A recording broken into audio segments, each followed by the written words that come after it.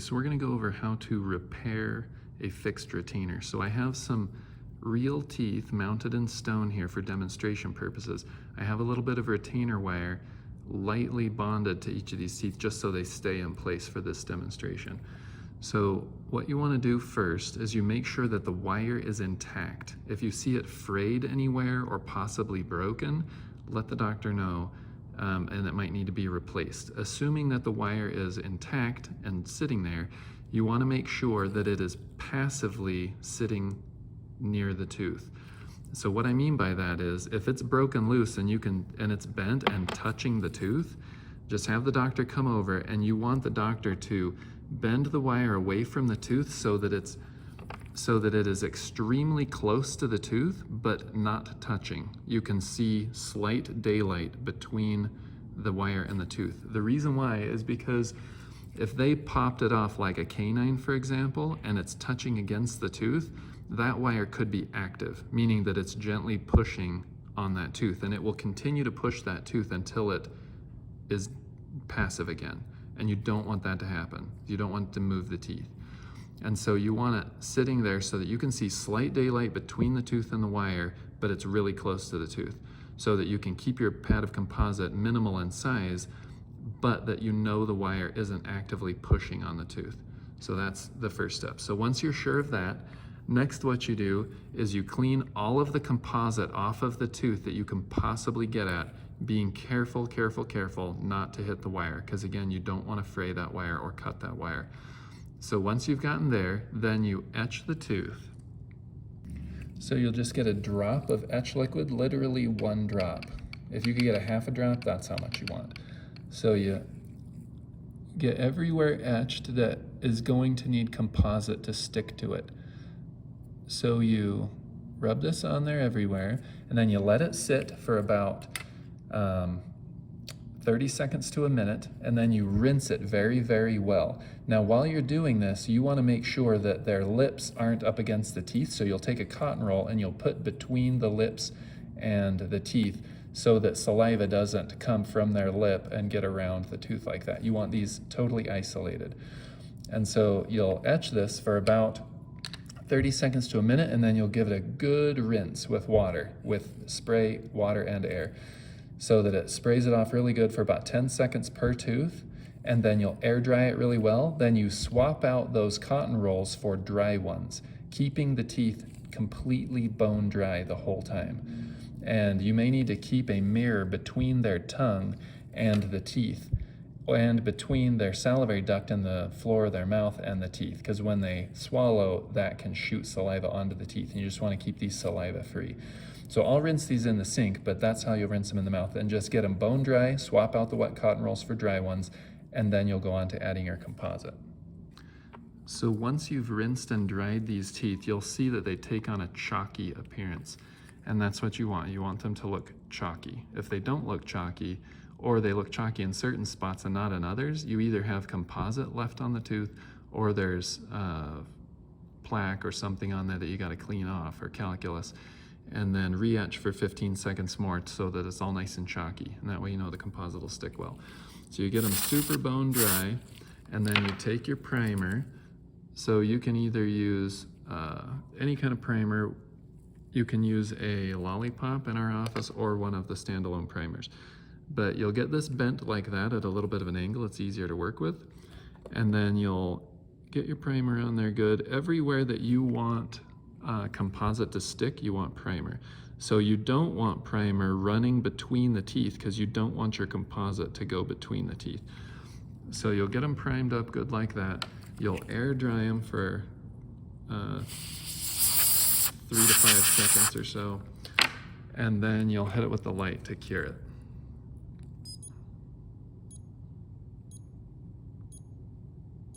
The reason you want to cure this before you add the composite is because the composite is primer plus filler. So if you put the liquid primer on there and do not cure it, and then you add your composite, that primer liquid will mix in with the composite and make it very runny, and it'll want to run all over and not be very controllable. So always air dry it and then cure it, and then add your composite. So how you want to add your composite is oddly specific. First, you'll squeeze out the little, if there's a little hard bit at the end, we call it a bullet. Then you'll squeeze some out like this, about like that, and then I'll just cut it off on the edge of the tooth, just like that. Squeeze some out on this one and cut it off. And then you'll take your same micro brush that you put your primer on with, and you'll wipe all the primer off you can on your glove. Again, because if you don't, it'll dilute this and make it very runny. So then what I'll do is I'll start to press down from the top, and first I'll seat it on the top, just like this. And you want to keep this composite inside the envelope of the tooth, so you don't want it to go in between the teeth or behind the wire between the teeth. You just want it to stay on the enamel of the tooth. So I'll squish it down here, kind of tucking in the edges like this, and then it goes over the top, sort of like an envelope, and then I close it like an envelope. So I'll tuck down this bottom part, and then when you do that, this will want to squeeze out sideways. So you'll keep it pushed in the middle here, you'll get it kind of spread out, and the goal is you want this composite to cover as much of that wire left to right, or mesiodistally, as you can without going between the teeth. So you gotta be really careful and just keep it kind of herded around. So that's pretty good right there. And then you want to tuck all of your edges in so that you don't have any undercuts. You want this to be nice and easily cleansable. I think of it as like the back of a whale when it comes up to breathe. You want it to be nice and smooth like that, so that there's no undercuts and no sharp angles that plaque and stuff can get caught under. So we'll do this one too. So it starts here at the up at the top. I'll push down on it like this, and that makes it go, you'll see kind of like that. It'll squish out like lingually. So just make sure this is nice and tucked in up here on top. Tuck in those edges good, and make sure it's not up here by the incisal edge. If it is, food can push on it and it's more likely to pop off. So now you've got this sort of tab, sort of like the tab of an envelope, and then I'll just tuck that down right in the middle. I'll bring it down, and you're kind of gently dabbing it, very, very gentle. And then those sides want to squish out, so then I'll tuck those sides in like this.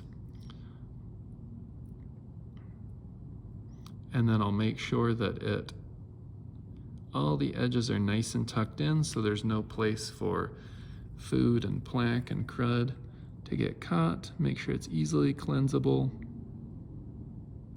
And you want to make sure that your wire is covered. So if I accidentally go squish and it exposes the wire, then I need to kind of herd that composite back up to cover that wire back up. If it's not, then it's much more likely to pop loose. So you can see you can kind of push it up there a little bit and cover that back over. And then you'll see like right here, there's this little bit that's not tucked in. So I'm just gonna dab at that very gently to kind of tuck that edge in good. And by tuck in, I mean you want it to come nice and smooth off the surface of the tooth and not have like a little dip or an undercut. So then once those are all snugged in good, like that, you'll see it's within the bounds of the tooth. It covers the wire, does not go behind the wire. The edges or margins are nice and smooth and cleansable. Then I will hit it with the light to cure it. Okay, so now what you'll do is you'll go around with a scaler, and you'll check these edges to make sure that there's no sharp edges. You'll go along the edge of the tooth like this to make sure that there's not some of that composite or primer that got over the edge. Everything should feel very smooth and slick. Anything that feels rough or catches this, you need to get in there with that DB burr and slide in between these teeth, which I'll show you in just a second. So I feel a little bit of roughness on this side right here, and you want to make sure that it's not touching the gums. So if the gum tissue is up here and this composite's touching the gum tissue, then you'll need to come in at this angle and trim that back so that no composite should ever be touching the gums, or it will make a super chronic inflammation there. Okay, so there's a little bit to smooth on this one side. So what I'll do is I'm gonna take my DB burr. I'm just gonna come in, and in the mouth, you'll have your finger on an adjacent tooth like this, and you'll come in here at this angle, and just nice and easy, you'll come in just like this and just smooth the side of that. You got to be careful not to hit the wire and make sure it's not up under the wire. Okay, and there you go. Perfectly repaired retainer. Super important final point. If this is on an upper tooth, you want to take articulating paper and have the patient bite down on that paper wherever you did the repairs, and they're gonna bite stupid, and you're gonna have to tell them to bite correctly. They'll shift their bite forward and on all kinds of dumb ways. I don't know why people do this. I'm sure I did it too when I was a youngster, but you'll have them bite down just on their back teeth and bite and kind of grind around. You want to make sure that if they can touch this with their bottom teeth, say this is an upper incisor, if they can touch it with their bottom teeth, you want them to touch it. So it would make a blue mark there, and then you'd go back with your handpiece and you would polish off that blue mark. And then you would have them bite again. And if there's another blue mark, you polish that off too. Now, if there's a blue mark on the enamel of the tooth, you can leave that, that's fine. But if there's a blue mark on the composite that you added, or on the wire, or over the wire, you need to trim that composite back. Because if they can hit on that composite, it's just a matter of time before their bite will pop that retainer loose again.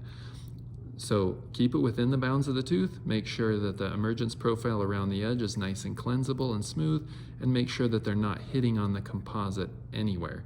If they are, trim that composite back so they're not hitting on it. And that way that repair will last a long, long time for them.